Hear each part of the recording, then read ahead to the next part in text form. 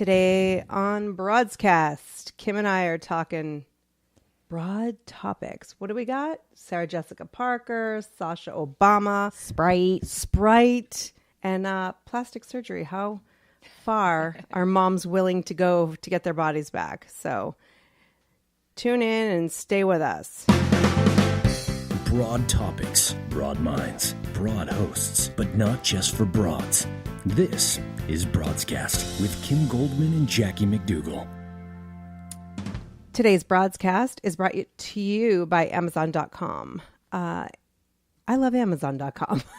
I'm just going to share that right now. Go to broadscast.com/special offers and, shop through us, and you can support the show at the same time as you get everything you need. And it's a great time to do with back to school. I actually have a book, the summer reading list, for 7th grade that I've had for months.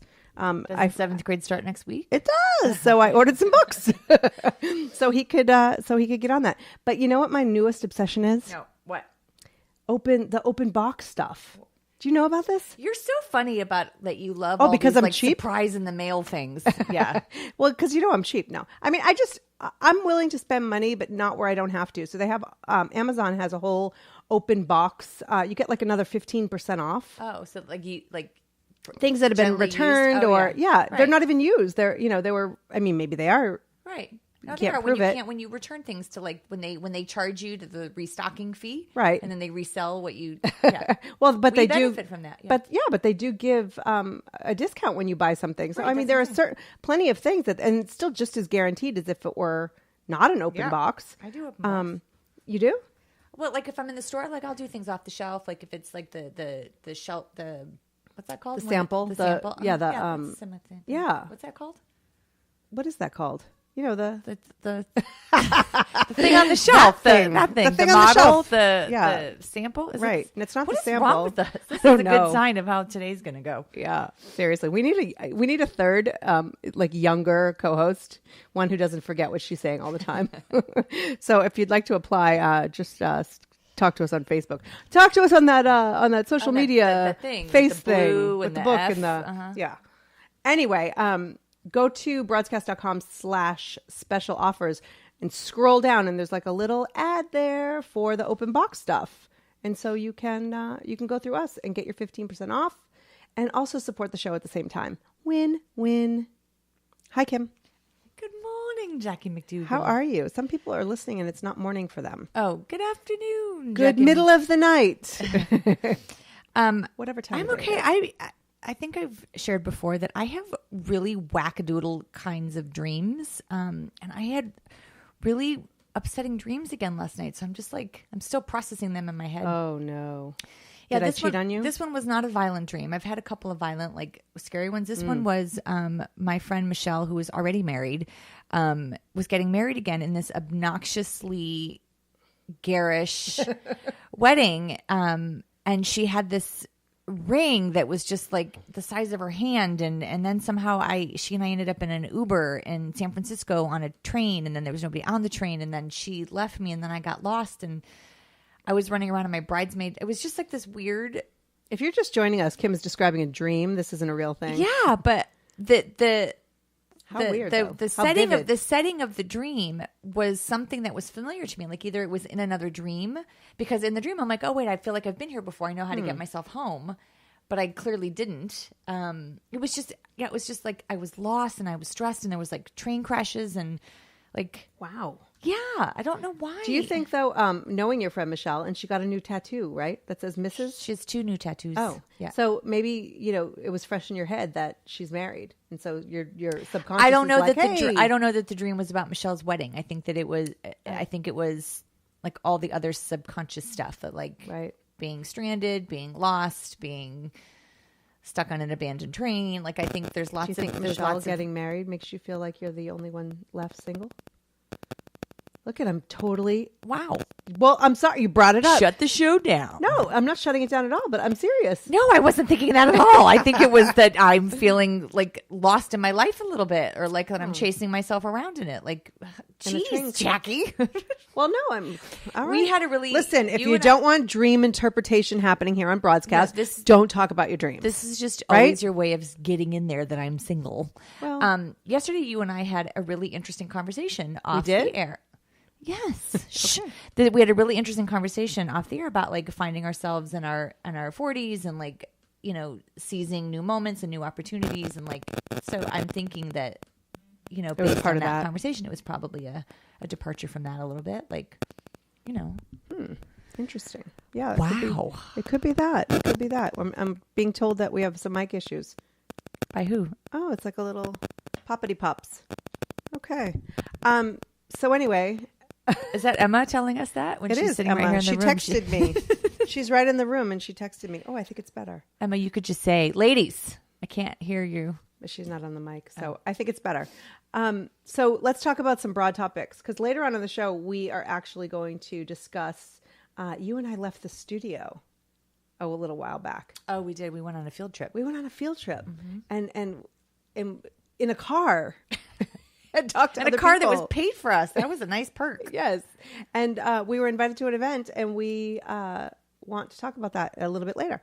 So stay with us on that. But so you sent me some topics this morning because I was still asleep when you were up working, which is a nice change of pace. Yeah. Clearly, I didn't have a very sleep-filled night, so I was up, and my dogs were barking early, so I was just awake. Well, you were awake with all those dreams and crazy. I too had dreams, but it was that two kids were in my bed, and one of them was kicking, and the other one was punching, and then I woke up, and I realized it wasn't a dream. So there's that. So I slept in a little bit this morning. Okay. Okay. So topics. Sarah Jessica Parker. Let's start there. So I'm always fascinated with the Twitter, and when you go on to the Twitter and things are trending. And so Sarah Jessica Parker was trending yesterday, and I'm like, oh, why is Sarah Jessica Parker trending? If you don't know who that is, you'd know her most from Sex and the City, I would say, and Annie when she was a child. But Annie? Yeah, she was Annie. That's what she got. No, I know her best from Square Pegs. Oh, Square Pegs. Yeah. Oh my God, old school. So she was trending yesterday because she was recently quoted, or what she said was taken out of context, which is in Marie Claire. Always the option. Yes, in a Marie Claire article promoting a new show that she's got coming out in the fall on HBO called Divorce. Yes. Which is, according to her, not a spinoff from Sex and the City. But anyway, she was quoted in there as saying that she's not a feminist. However, because she doesn't want to be labeled as such, and she just really wants... Well, here's the actual quote, if you like. I'm going to hook you up here. I'm not a feminist. I don't think I qualify. I believe in women and I believe in equality, but I think there's so much that needs to be done that I don't even want to separate it anymore. I'm so tired of separation. I just want people to be treated equally. Correct. Thoughts, Kim? You know me. What is the big hubbub about? Like, give me a break. There's a part of me that says, you know what? I agree with her that I'm so sick of being categorized. And then the people that are upset at her for not claiming to be a feminist are the feminists picking on another woman. Like, the irony in that is, and the hypocrisy is ridiculous. And so I get behind what she's saying in the sense that she doesn't want to call herself a feminist until things are in a better place. I don't know. Maybe she misspoke. Maybe it was just, who knows? But really, that's what was trending on Twitter. I don't know. I just find it to be like, pick something else. Something else. There's so many other things. Like, why? I just didn't find it to be that big of a deal. Well, let's talk on the flip side, though. I think there's so much that needs to be done that I don't even want to separate it anymore. How are you going to do anything if you just ignore it? I don't think she was ignoring it. I think that she's saying, like, I'm frustrated. She didn't say she's ignoring it. She just says she doesn't want to be classified as a feminist. Right. She doesn't want to be labeled that way, like categorized. Well, I think that people, and we've had this conversation umpteen times, that I don't think people get the definition of feminist, and that is one who expects and fights for equal rights for women that men have. I It doesn't mean you fight for them. It just means that you expect that it. you There's believe, lots of people that you believe in them. That's what I'm saying. There's lots of people that are on Twitter attacking her that are probably doing nothing except sitting on Twitter attacking other women for their beliefs. That's actually, if you look up Twitter in the dictionary, I believe that's the definition. But that's my point, that like all these people who are claiming to be feminists and are pissed at her for not aligning themselves with their beliefs are negating the exact definition, which is support. Like that's the part that Your point is absolutely valid, and I agree. But I also think that for her to be like, I'm a humanist, she called herself, that you're kind of like, I just wish that, like she goes on about the gender pay gap. Mm-hmm. I would like all that nonsense to end. I would like women to get paid for the value of their contributions, not by old-fashioned ideas about gender. Well, that sounds great. And after we slide down the rainbow, maybe we could get, our unicorn to give us a ride home. I mean, sure, who doesn't want that? But yes, but that's the whole concept. Like everybody's fighting for that right now. Like why would she just like it to happen? Yes, lots of people. That's what I'm saying. Like, why is this such a big deal? She's not saying anything that nobody else is saying. The president, there's bills being passed, trying to be passed through the House and the Senate that will equalize. Like President Obama signed something earlier last year, maybe about the gender gap. Mm-hmm. Like, so it's not that she's wrong. I just don't understand why people are so. Right. What I'm finding frustrating about this whole thing is that people ignored the things that she said and just focused on the fact that she said she wasn't a feminist. Right. Right. Oh my gosh, she's saying what a lot of people want. Why is that so bad? Because she didn't qualify herself as a feminist? I mean, to be honest with you, feminism and feminists don't have such great reputations because they're so, like, there are some feminists, I should say, that are so abrasive that it, what? I'm just listening. There are. I mean, Tammy Bruce, the founder of the NOW, National Organization for Women. I mean, she calls herself, she's so abrasive that it repels, I think, certain people from wanting to qualify themselves as a feminist. Why can't you just be a person that wants things to be a certain way? Why do you have to qualify yourself as something? I don't know. I kind of get behind what she's saying in that regard. I understand what she's saying. And the thing is, I also, we got to take it with a grain of salt that we don't know how much of the interview was actually shared because, it's well known that celebrities could have an hour of interviews and then, 3 minutes are shared. The next sentence could have been something to explain exactly what she wrote, right. But that doesn't get printed. Right. Because she talks about in regards to other actresses speaking out in Hollywood, quote, listen, Jennifer Lawrence deserves every bit as much as her male counterpart. It's indisputable. Emma Watson is an amazing young woman. It's important for her to talk about women's issues. Mm-hmm. She isn't concerned about herself. Women are paying the bills, getting it done, getting the kids here and there. The more we address that, we are all going to be better. So it kind of like goes against what she said earlier. Like, it's like, oh, I just want it to be better without calling myself something. And now she's saying the more we address it. So I don't necessarily trust that her full interview is here. Right. But I also feel like that's two totally different. Like, are we addressing it? Are we talking about it? Or are we just stopping? No labels and do you think that you have to have labels in order to address something now? This is America, Kim Goldman. No, but everybody wants a label. But it's the same. Well, it's not the same.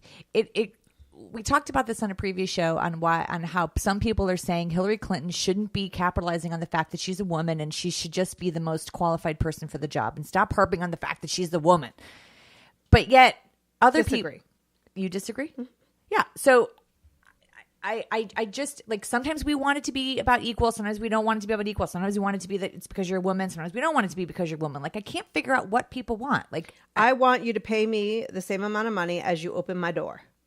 That's the thing. It's like, you're absolutely right. Your point is we want chivalry and we want, but we want to be treated equal. Yes. And so I think that's what she's saying in some regard, that like we as women can't figure out like which way we want this to go. And so why do we have to classify it as something? Why can't it just be all encompassing? Like, we don't do this with men, like why? Because they don't have to. But I that's what I'm saying. Like, when you have to do it with black men, though.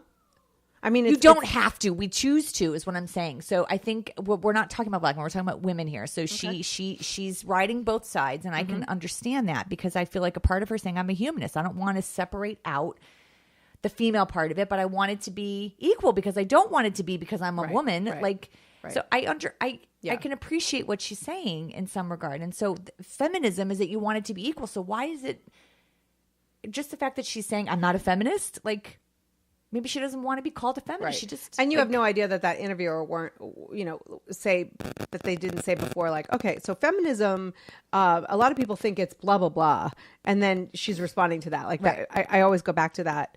But I mean, I'm with you. I think what she's saying is that we all should be equal no matter like whether it's the sexes or background, race or religion or, and she's not necessarily saying that I am, but I think that the problem is we come to these conversations in such a negative way instead of it being delivered in a, I love women who speak up, or there are so many. And I think that that's kind of a message for all is we're so passionate but negative. But that's what I'm saying. People came to her mad as opposed to, she's actually in a position that she can say something. So now all the positive things that she was trying to say have been like disregarded because the first words were, I'm not a feminist. Right.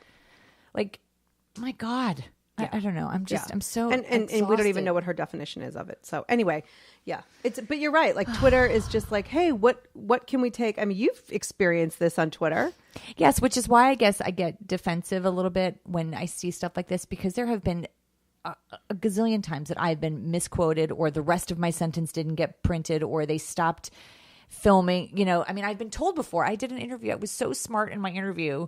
And then the guy at the end said, so I can't use any of this, right? I'm like, what?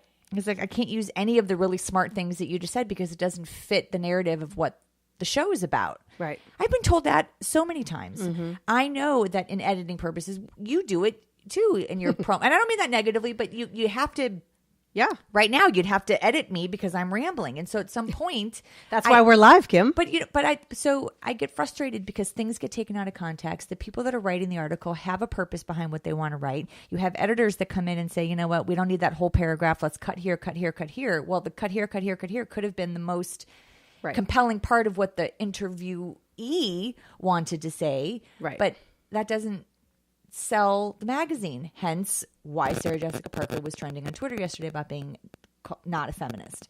So I get frustrated because we're not hearing the whole story. And we're not. And you also have to think about like where it is. So I don't know where that interview was for you, but Marie Claire, or even she said it before last year in Cosmo, their readers are a specific group. They have a demographic that they aren't necessarily going to pull out everything that Sarah Jessica Parker had to say. Right. That doesn't necessarily resonate with their readers. So I did notice yesterday, though, how gorgeous she is. Yeah. She's 51, and which I was surprised. 51. That's not that old. I know, but I guess I just always assumed that she was closer to my age. Mm-hmm. I don't know, because right. But she's gorgeous. Yeah. I've always kind of thought she was hot. But do you think and this actually will tie in with what we're talking about later. Like, do you think she's clearly doing something to her face because there are no wrinkles, but I was actually going to say the opposite, that I didn't think I didn't think she was. See, but this is perfect because she wouldn't, I don't think she would, I don't know. She's definitely doing some stuff. I mean, whether it's just like fillers or a little bit of Botox, but she's not going overboard, There are no lines there. Well, she's smart. She's got a good, Who knows when that picture was, though? The picture that I saw in the speech that she was just on some panel. Yeah, well, that's photo. Okay, people in the world listening to us, we're looking at pictures on the internet. But I saw pictures yesterday that she didn't look photoshopped because it was just right at and that was on Marie Claire. That one. Don't look it up now. We'll find it and we'll put it on our Facebook page if it seems. Yeah, but important. I'm not judging.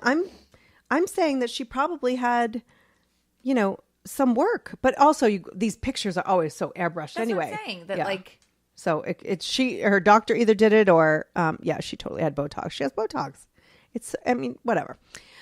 We're going to talk about that a little bit later because we want to know if moms specifically are going too far, or are we finally like taking charge of our own bodies and not caring what other people think. That's coming up later. Clearly you do. Okay, we'll talk about that. So, Sprite, speaking of women and feminism. So Sprite, who knew that Sprite could be offensive? Yeah. Right? The Ireland brand of Sprite. It was an ad in Ireland. So let's Ireland. Yes. Mm-hmm. But how funny is it that it was in fortune.com that originally you saw this article, but Sprite is a campaign. It's all about women. They're trying to appeal to women, right? It's called Brutally Refreshing, #BrutallyRefreshing. And one of them says she's seen more ceilings than Michelangelo. And the other one was you're not popular, you're easy. Yeah, you're not popular, you're easy. So what are your thoughts on this? I look surprised when you're the one who brought this to me. I didn't know that it was an ad campaign for women specifically. Oh, I said it was about, it seems like it's about women. But you're not popular, you're easy. I know, but was the ad campaign, I thought you just said that it was, that you read that it was focused on bringing women. I guess that was my... Oh. It is about women. It's like kind of sexist. I just didn't know that was the intent of the campaign. I guess that was just my perception of that. Like where I saw it and it was like based on women. Yeah, so okay. But the more ceilings than Michelangelo, what did you get from that? I was jealous. No, I'm just kidding. What do you think that means? That she's on her back a lot. See, that's so funny that you say that. Guys, I want people to comment on this because she's seen more ceilings than Michelangelo. You think that that's because she's on her back. And she's looking up at the ceiling while she's having sex. No? What am I missing? I see that like she shatters glass ceilings. Oh, come on. I swear, that was my first reaction Really? when I saw that. Yeah. And then I saw the other one that says, you're not popular, you're easy. And I was like, oh, wait a minute. Maybe I'm wrong with the other one. But I thought it was like... Oh, I guess I didn't because Michelangelo, that he paints on ceilings and so he can't paint on glass. I guess I just didn't. I immediately thought it was something sexist and sexual. Huh. I thought it was, like maybe that because I'm still single. Look you're the one who brought it. But the people on Twitter are not pleased about it at all. And with the hashtag brutally refreshing, brutally sexist, right? Or brutally, yeah. It's all they're very. How do you think they pulled it? They apologized, but how do you think? I guess I just always wonder, like, how those pitch meetings and those advertising campaign conversations, storyboard sessions, how does that happen? That like 5 people in a room, 2 people in a room, one person made the decision to let this kind of thing go, and what was their motivation behind it? Like maybe they were like trying to be fun. I don't even know what the purpose. It seems like they totally were trying to be funny. I mean, that's the problem with being irreverent and being funny and not being offensive. Yeah, just kidding. There's a fine line. I mean, we write it every single week. You think this is a fine line though? By putting a quote on a bottle, you're not popular, you're easy. You think that's being funny? I think they're trying to be funny. Huh. I do. So you don't think there's any sexual connotation added to that? I do. But I think that they thought they were being irreverent and they were being funny. And they're also in Ireland. Like, they say things over there that we don't say, or that, right. This country is very. So do you think we're too uptight? Sometimes. I'm not saying that this is a good ad campaign. Let me just spell that out. Like, I think it was a fail for sure, especially because if you're going to try to be irreverent and funny, be funny. Like, at least make people laugh. This fell flat. So, pardon the pun. But, that's funny, people. Yeah. But I think that, there are a lot of things that happen in other countries and ads that we don't necessarily, but it seems like the people in Ireland were just as offended. Okay, so I know that I'm moving aside a little bit. When they do the Clio Awards for like the commercials, like the best commercials, the funniest commercials come from other countries. Of course they do. And they're the most risque, and I love them. Yes. Yeah, I love it. That's why a lot of celebrities do commercials in other countries too. First of all, I think they're quite lucrative. And secondly, they're funny and they're fun and they're cheeky. And I said cheeky. I do think that this country is way too uptight. I mean, they have nudity in some of the commercials over there. Yeah. You know? And so, not necessarily like full frontal, but I'm just saying like they're just a lot more open. Like things aren't so.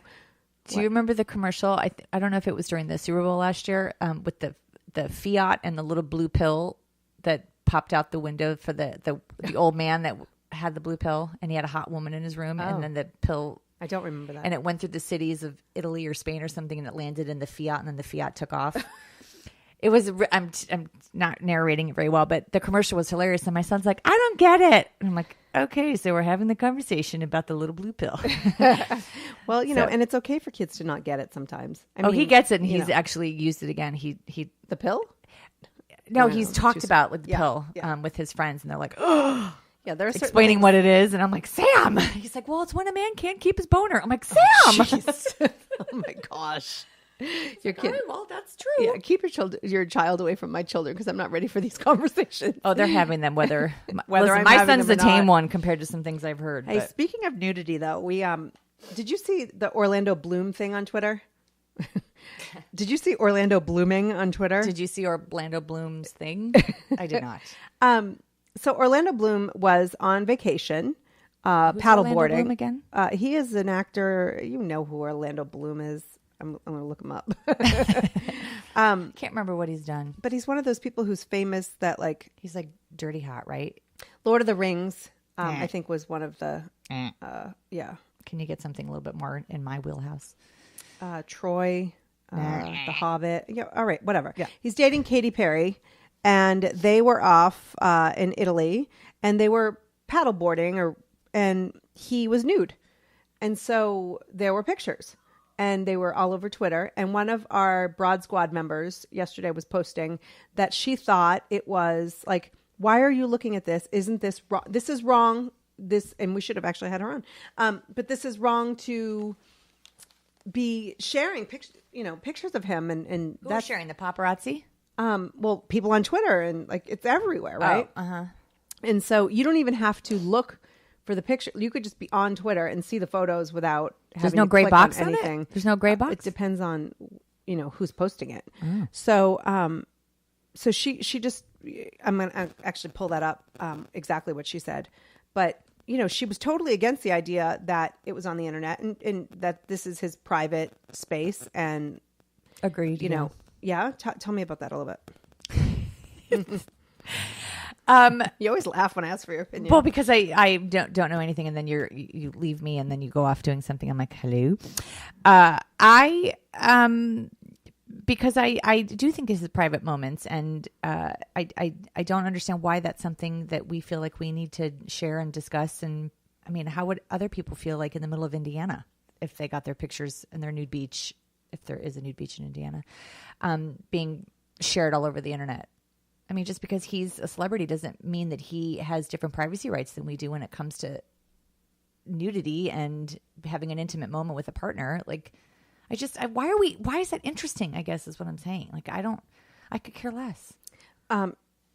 Because first of all, he was paddleboarding. So what? No. I'm just saying that he wasn't exactly nude in a private place. Well, maybe it was a private beach. They have a lot of money. How do we know? In the water. So what? The water's not private. Maybe it was a private cove. Like, I'm just saying that. And I'm not saying he's doing anything wrong, but I'm just saying if you choose as a celebrity to be private, I mean, to be nude in a place where other people can be.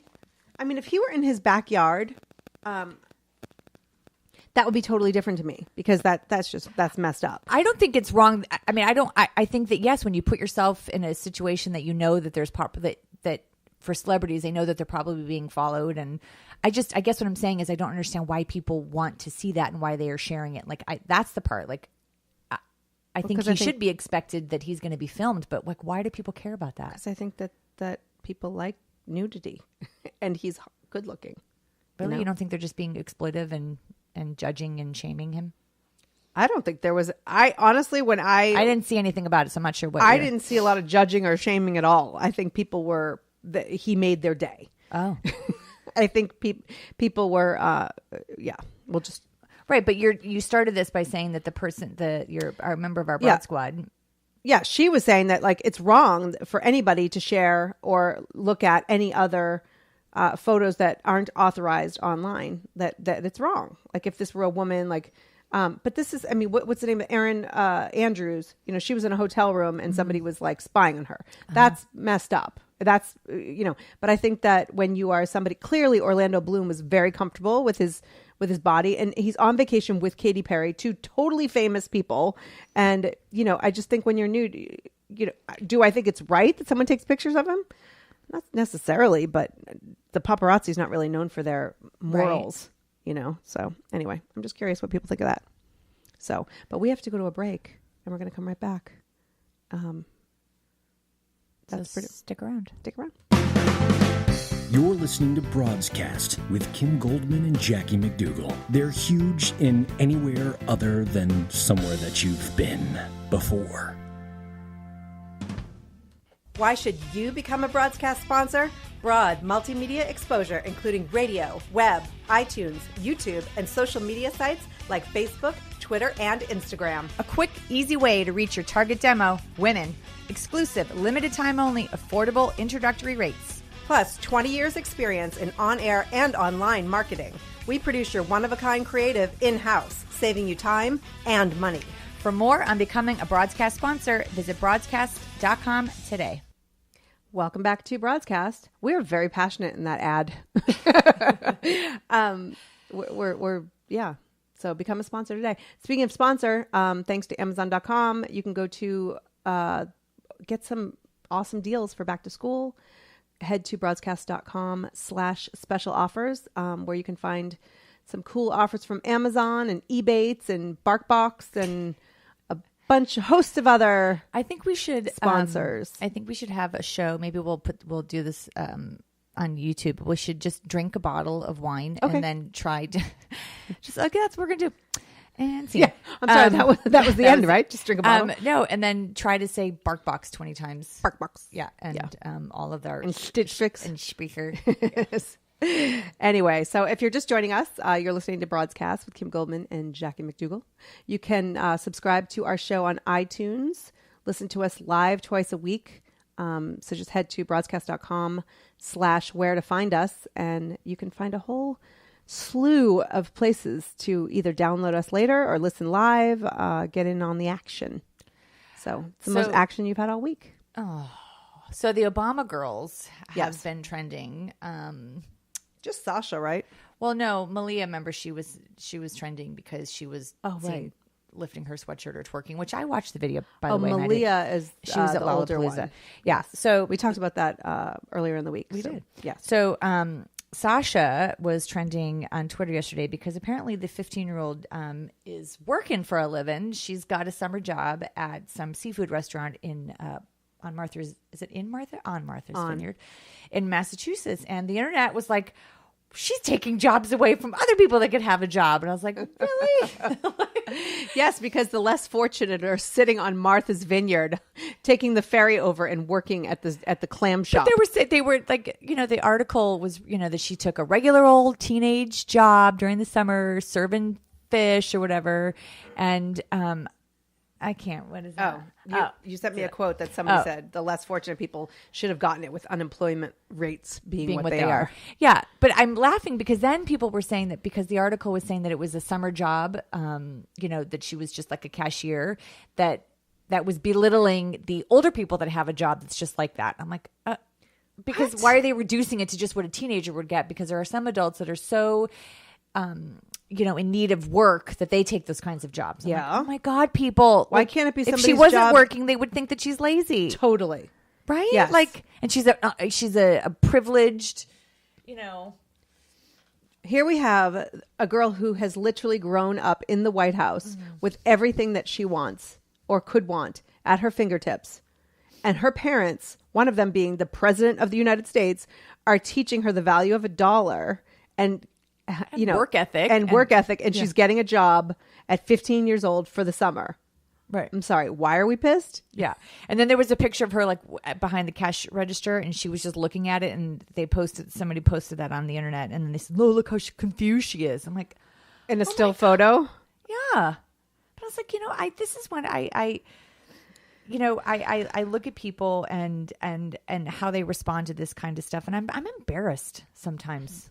I get that, it consider the source and all that stuff, but it takes a lot to be trending on Twitter, and so when you read some of the comments and the quotes and the negative and the hostility, and I'm thinking, it's exhausting and it's embarrassing. It really, and I'm thinking half the time people would probably see Sasha and wouldn't even know who she was anyway. Like I wouldn't know if she was my takeout girl. Would you? And by the way, her name is Natasha, her actual full name, and that's what she's using. She is? Yeah. So Natasha Obama. No one's going to know. She really tricked us with the Natasha. Why aren't there more Obamas? You ever notice that like there are certain... Oh, don't start that. Trump's going to be all over you. Oh, no, I just mean that with the last name, it's amazing that some celebrities, like even Trump. Have you ever met another Trump? I don't need to meet another Trump. One is plenty. But like, why didn't she apply under Natasha Springfield? No. I'm just saying it's surprising when there's somebody has such high status and you don't know a couple of other families with the same last name. It's just like, anyway. Obama? Like Clinton, you've heard before. But anyway. Yes, but you've only heard Clinton because... I just mean in your everyday life. Oh. You might come up, like meet a Clinton. Right. Somebody with the last name Clinton. Anyway. I do. I understand what you're saying. Do you? Yeah. So, she's been working in early 4-hour shift, finishing up just a half hour after it opens for business. Oh, wait, what? What? I'm just... where does she only be working until Saturday when her parents arrive for their 2-week vacation? Well, it's the end of the summer. So I was looking...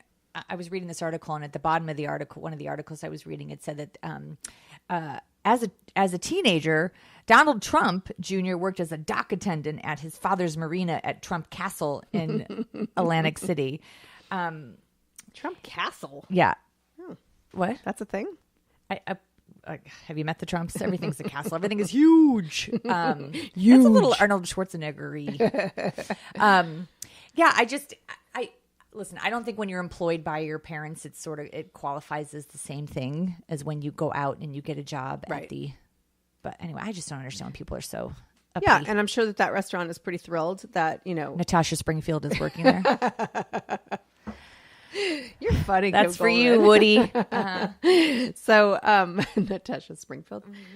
Anyway, but I think, hey, great for her, that she's doing something. She could be home, like, playing Pokemon Go with my kids, who that's all they've been doing. So anyway, so we are going to talk a little bit about plastic surgery, Kim. Oh, sweet. Yeah. So we got an invitation to an event hosted by Allergan, which is, you may have heard of. They do Botox and they have implants and they injectable stuff. And so I will tell you right now that my first reaction, you should see the emails back and forth with Kim and me. And I was just like, no, we're good. No, I think not.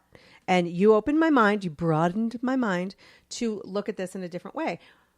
And I'm really, really glad you did, because their whole thing is that it's all about making women more confident in their bodies after pregnancy. And as a mom, focusing, you usually focus on everybody else. And now it's your turn. So they have this website called itsyourturn.com. And they are just encouraging women to feel comfortable in their bodies and to take it. Well, let's back up and say that the reason that you and I were confused as to whether or not we should do it is because we felt like we were going to an event where it was basically just a big advertising campaign for this particular doctor who does these particular surgeries. Right. And you and I were like, do we believe in that? Is it just like, what is our belief around it? And especially living in Los Angeles, because that can be, and I've seen influencer events where they go and they just like play up something that the rest of the country has absolutely no access to. Right. But I think that the way that it was presented, it was, maybe you and I were a little unclear on what it was that they were asking you and I to do, because we were specifically invited. And so when we discussed it, we were sort of thinking, does this align with what the beliefs and the philosophies are of Broadscast, and what's the purpose behind it? And can we stay true to our brand if we were to go to one of these events? And I felt pretty enlightened afterwards. I mean, I think because we, during our time with with the doctor, whose name I'm Dr. Max Layfelt. Thank you. In Pasadena. That I think that part of what was important for you and I, and what I got kind of from him, is the philosophy behind doing plastic surgery. There are some people that just do it for just... Some people just have a lot of money and they want to look like they're 20 when they're 60, and they don't really accept the fact that aging is part of our world. Right. And so, there's a lot of judgment that comes with people that do plastic surgery. And so you and I were kind of going in there wanting to understand the emotion behind doing plastic surgery, the mental health, the stability, if that's even comes into conversation around someone. And then just sometimes the motivation behind what would bring someone into that doctor's office, or any doctor's office for that matter. But I actually left with like, all right, I understand it. Like, it's not something that I've done plastic surgery, but only because I was in a car accident. But see what you just did? And we talked about that too. What?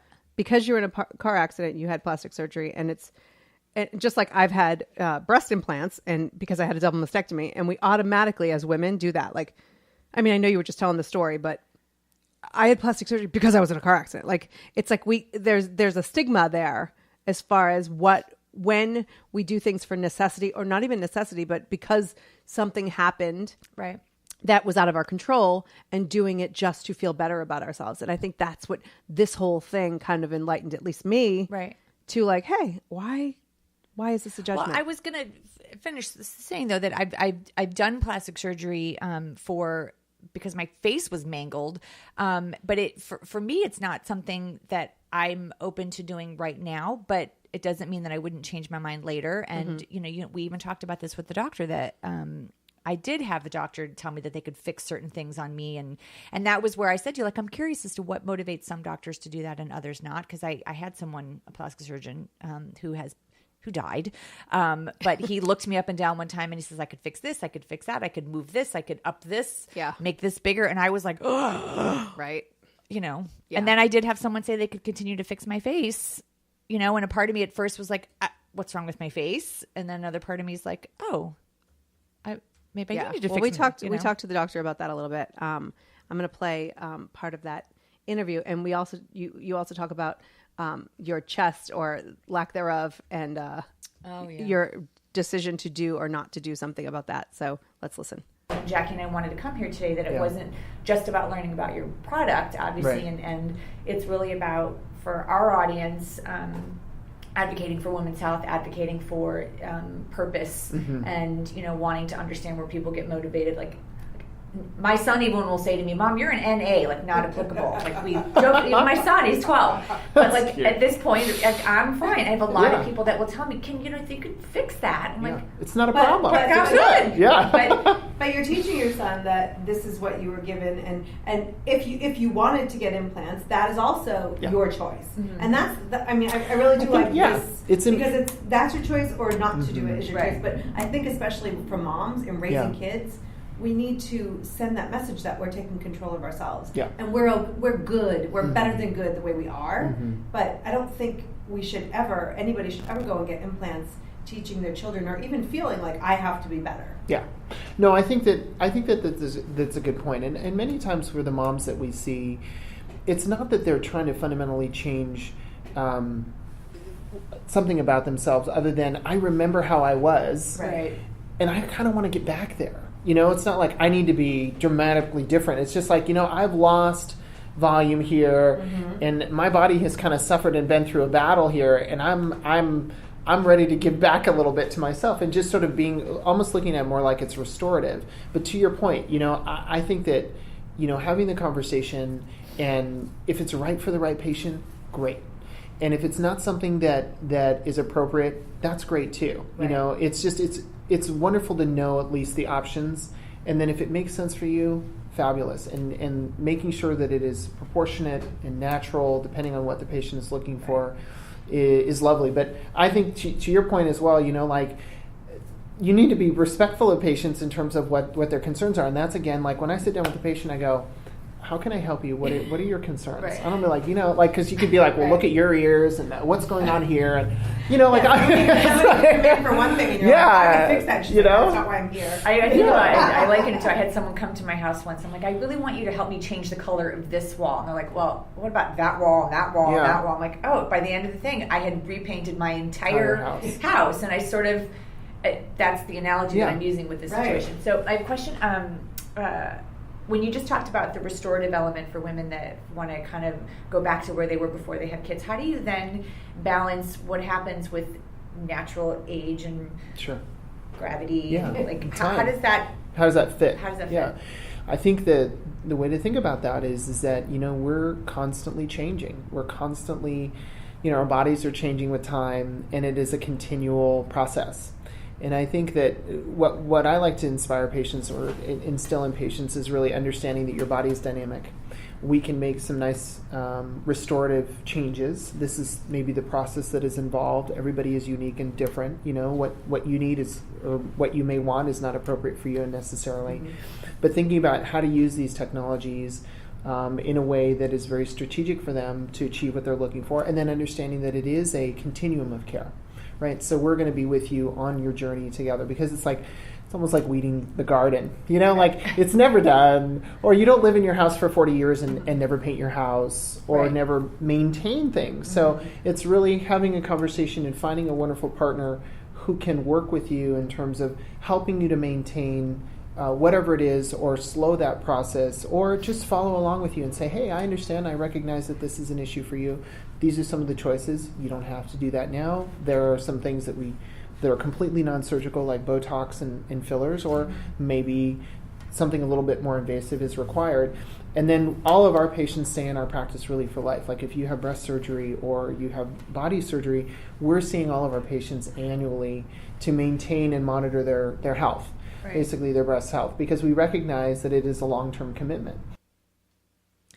So that was, I thought it was enlightening that we talked about surgery in that way. And what are your thoughts as far as do you think that this is relatable to women all over the country? Or are we so LA sometimes that these conversations happening, in Omaha and Des Moines and...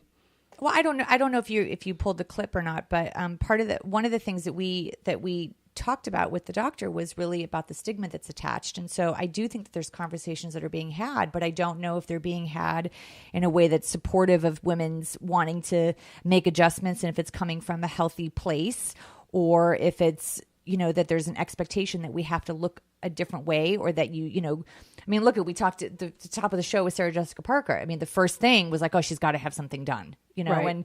and when can it be that we don't even care? But I wasn't being critical of that. I think actually I was being more open-minded, like, hey, she looks great, but why does it look crazy? Right. Maybe she's had something done. Maybe it's not.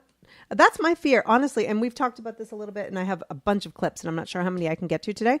But, my fear is that you have something done, and then all of a sudden you look like Frozen Face, and everybody notices. I mean, I've done Botox one time, and I look like the red Angry Bird. Right. Because I have that natural, RBF, resting biatch face sometimes, where I look really serious. So if you're taking away the ability to kind of can't take away the biatch, Jackie. Yeah, at least visually. But if you're taking away the ability to be expressive in some ways, it just leaves me with that red. Now everybody go look online right now. It's the red Angry Bird. That's what I looked like. No, okay, but you remember when I had it, right? I do remember, but I guess what I'm saying though is that in terms of plastic surgery, one of the reasons, and we repeated it when we pulled that clip that I said that about wanting to know what the purpose is behind it, and moving away from the automatic, what appears to be judgment that comes about with vanity, it. right? About vanity. So I do have a little clip about vanity. Oh, let me play that one for you. We attach such a negative connotation to being vain that. I mean, I've always said, I don't really care what you do. Knock yourself out if it makes you feel good. I think we're so quick to judge and categorize. Yeah. And, when we talk about people being vain, it comes with such a It's true, but there are look. How many people work out? Some of them work out for health purposes. Some of them work out solely so they look as the way they do. Right. And we don't like separate them and go, oh, you're working out for the wrong reasons. Right. You know what I mean? Right. Because it's a good thing and they feel good. Like I think, I mean, living in LA for over 20 years, I totally understand why we do the things we do. As we get older. Growing up in Boston, it's like, what are you doing? Just grow old gracefully. Like when I've worked in television a long time, and there was a specific celebrity who at the time was about 43, and she's beautiful, and she was in hair and makeup before she went on the air, and she said something about Botox or whatever, and so I was in my 20s, and I was like, no, you're so beautiful, just age gracefully. Don't do that. Like, because I was in my 20s, and now at 45, I'm like, who is your doctor? They're still around. Because she's probably pushing 60 and she looks the same. Yeah. She looks amazing and not like, distorted. So it's just fake. It's funny the way, and we talk about this on our show all the time, is that you start off a certain way and believing a certain thing, and we. Our show's called Broadscast, and so we try to broaden our minds. And as we get older and have children and see that things don't necessarily go exactly the way we mapped it out. Yeah. So I think that this is, exactly on the same path. So thank you. Oh yeah. Much. Thank you guys. Thank you. Appreciate it.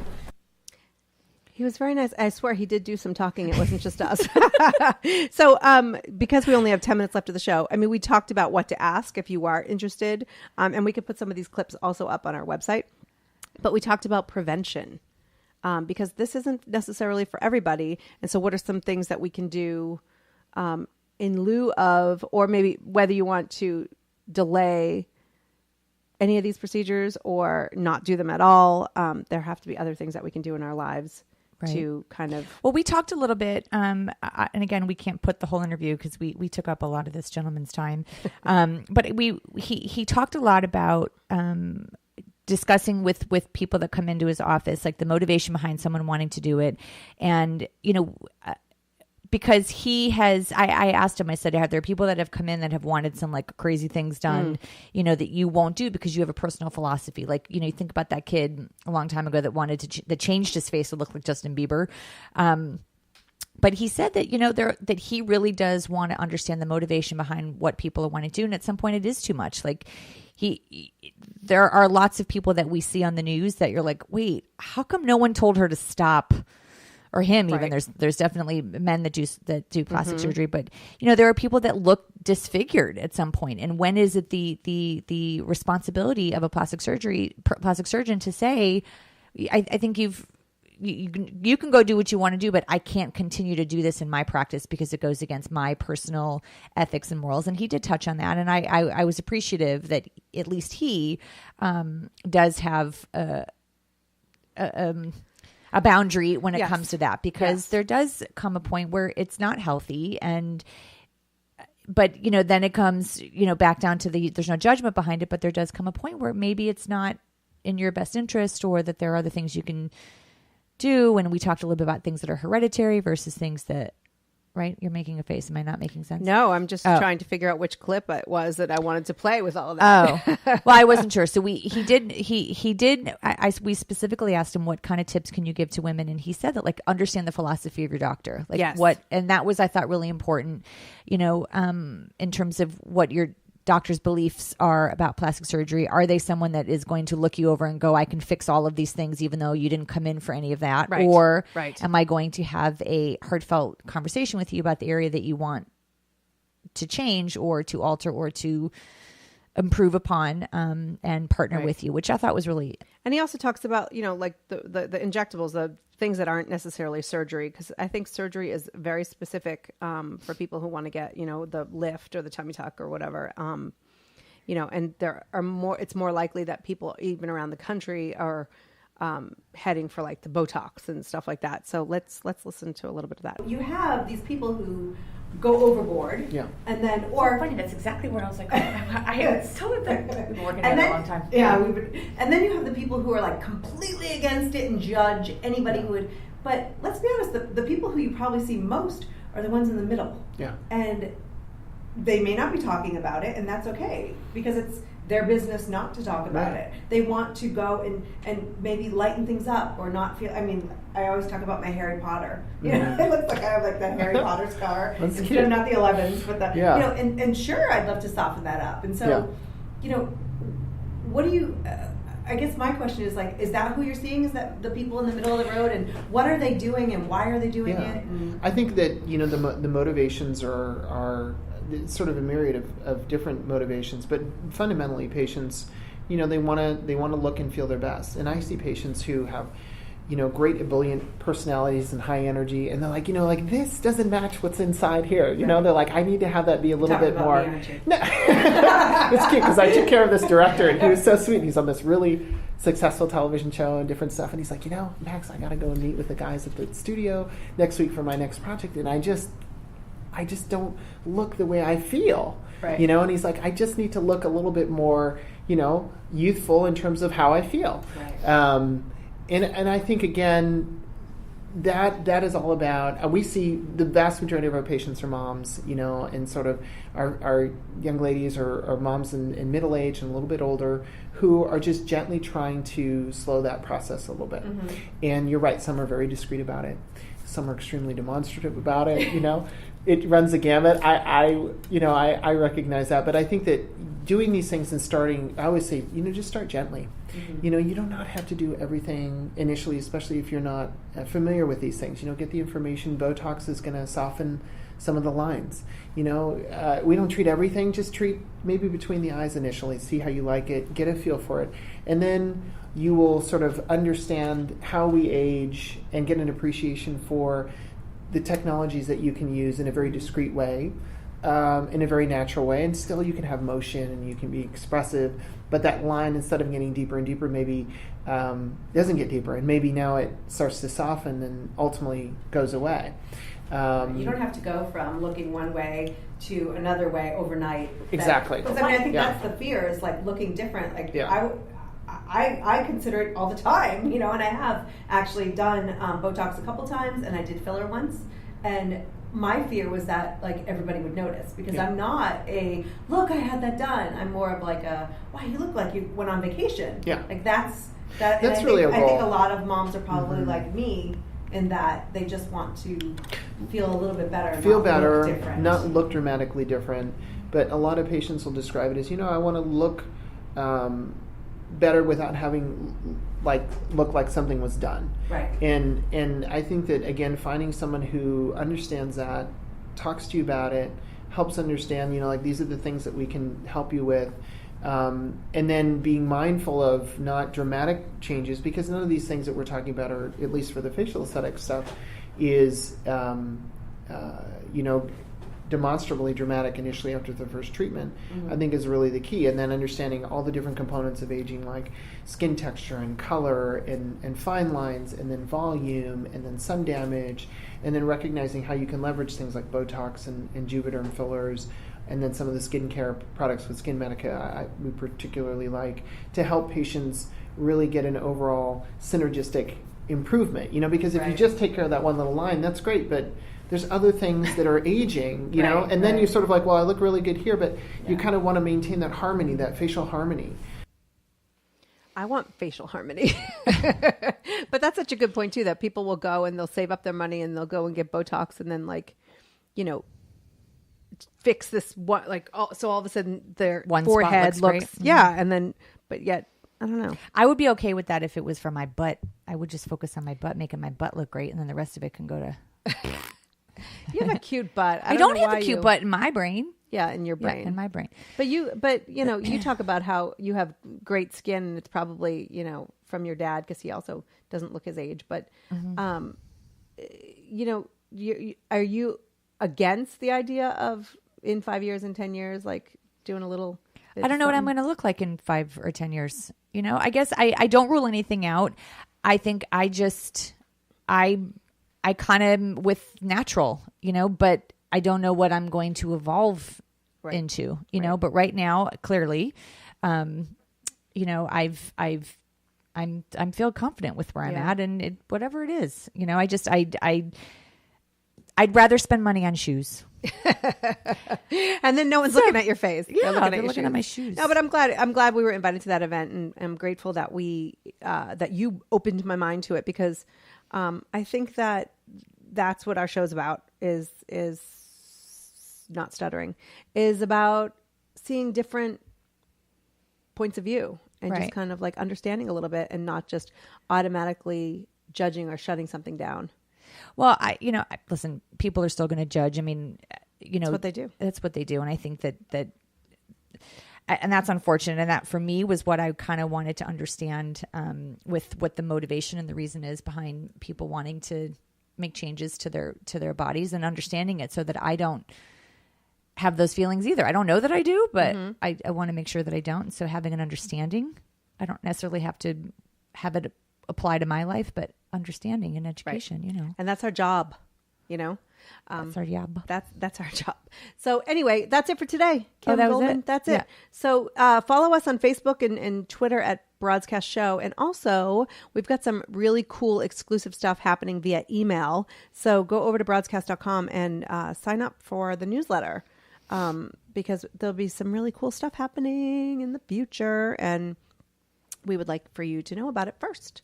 So that's it for this week. And if you're traveling incognito somewhere, feel free to use Natasha Springfield as your pseudonym. See you next time. Thanks for listening.